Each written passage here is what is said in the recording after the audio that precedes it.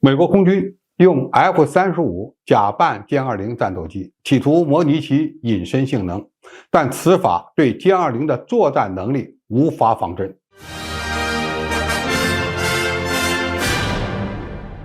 观众朋友、网友朋友，大家好，我是付天少。据来自美国空军官方网站的消息，近日，美国空军在位于内华达州的内利斯空军基地正式重建了第65入侵者中队。该中队此后将致力于模拟对手的第5代战斗机，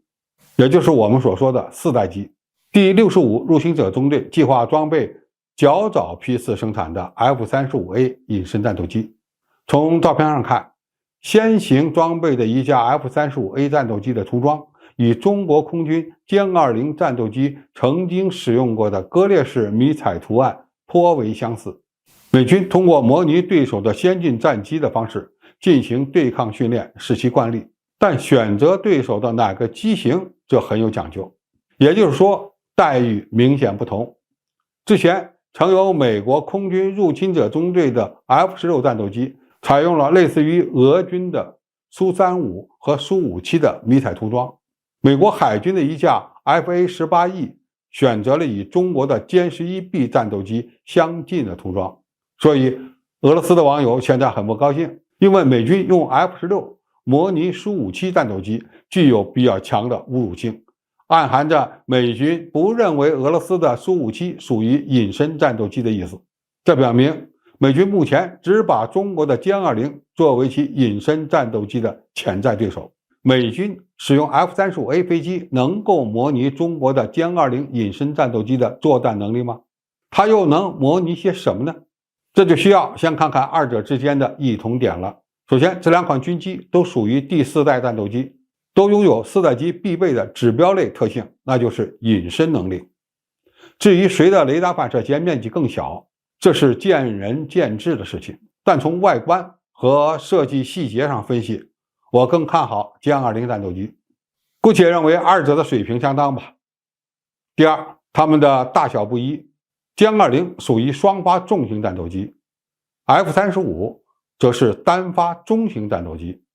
这导致二者的载油系数、载弹量以及航程和作战半径的不同，歼20明显的大于 F-35。第三，它们的气动外形差别很大，歼20采用了世界上独一无二的前翼加边条翼的压式气动布局，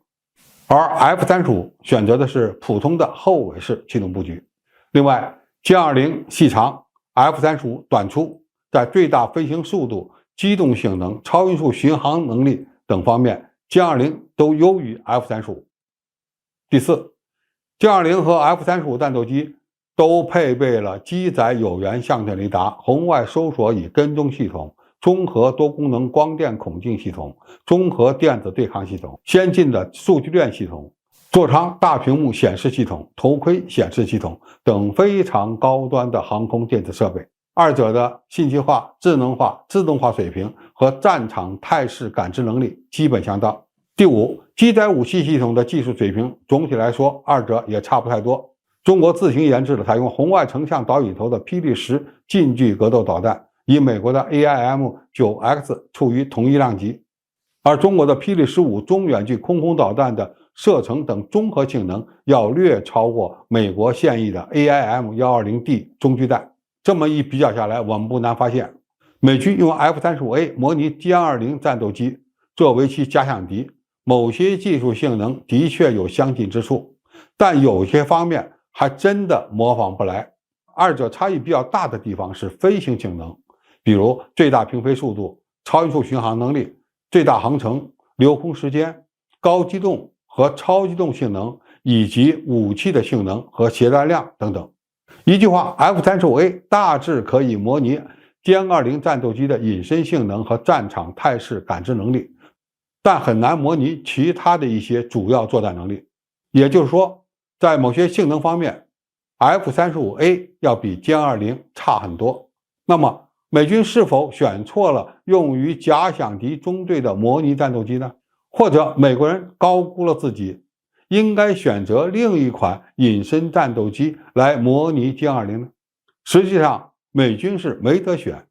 因为他们目前找不到真正能够模拟歼20的飞机。有人可能会提到 F-22猛禽重型隐身战斗机，其尺寸、大小、性能不是与歼20更接近吗？用猛禽来模拟歼20也不大合适。F-22可以模拟歼20的隐身指标和基本的飞行性能，但它缺乏歼20所配备的某些先进传感器，